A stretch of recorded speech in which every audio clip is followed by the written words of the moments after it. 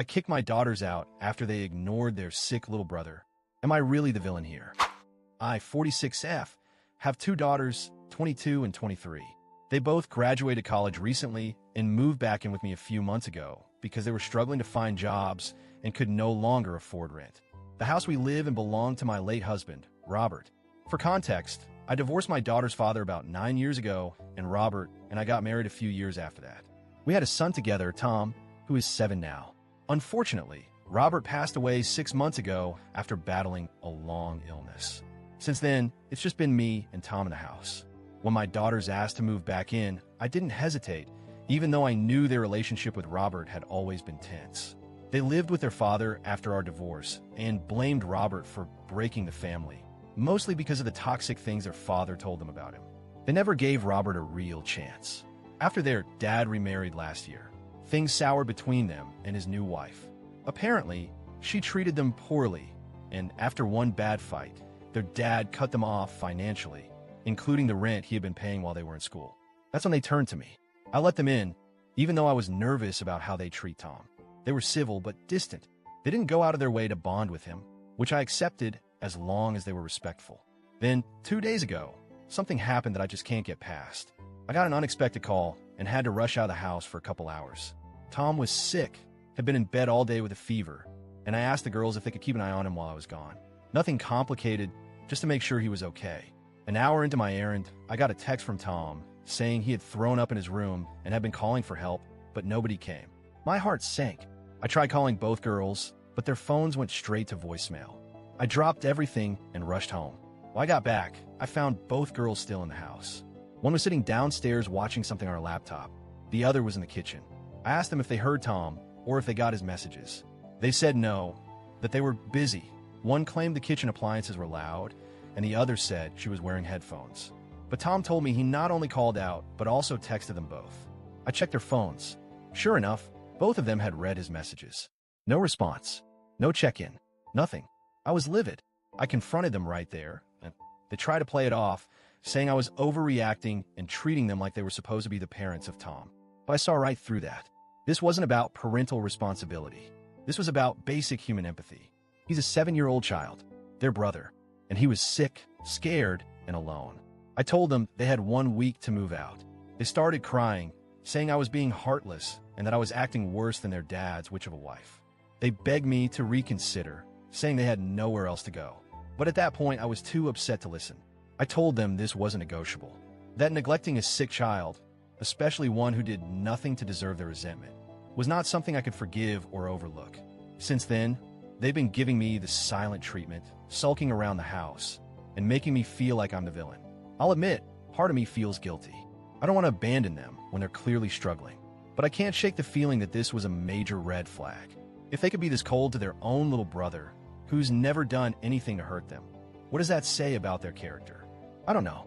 Maybe I overreacted. Maybe I should have given them another chance. But I feel like I need to protect Tom first and foremost. AIEA for telling them to leave? Update 1. It's been a little over a week since I posted, and I wanted to share what's happened since I gave my daughters 1 week to leave.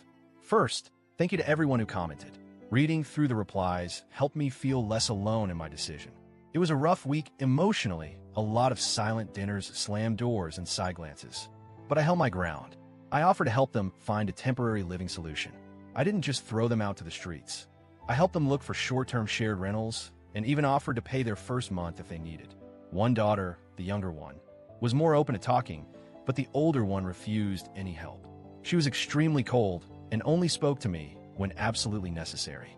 When moving day came, it was tense. They packed quietly, took their things, and left.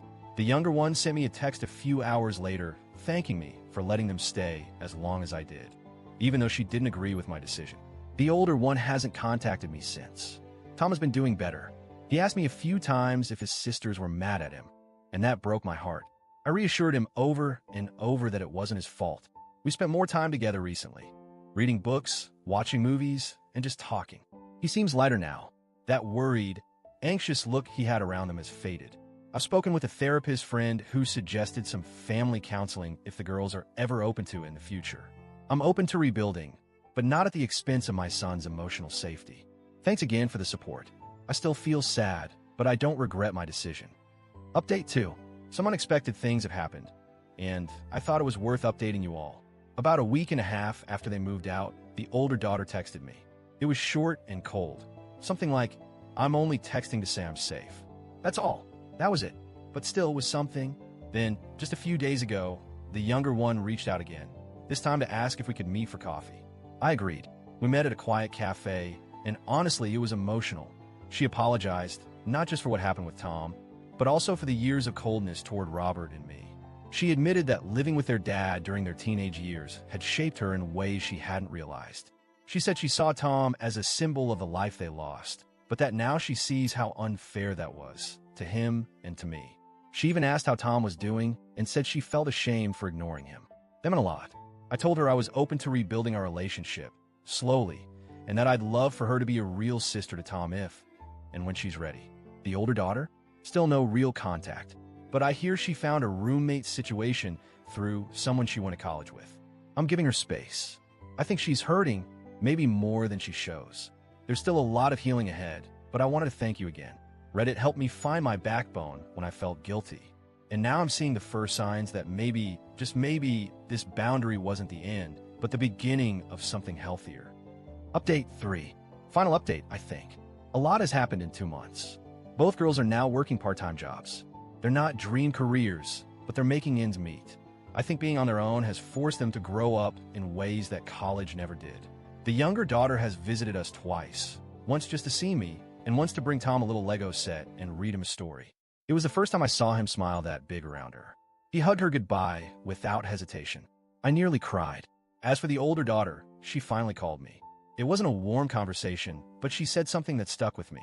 "I still think what you did hurt me, but maybe I needed to be hurt a little to realize I wasn't acting like a decent person." We left it there for now. No promises, no fake smiles, just honesty. And I'll take that over silence any day. I don't regret what I did. It was hard. It felt cold. But sometimes protecting someone means making decisions that hurt others and yourself. My son is safe, stable, and feeling loved. My daughters are growing. And for the first time in a long time, I feel like maybe our family isn't broken, just healing.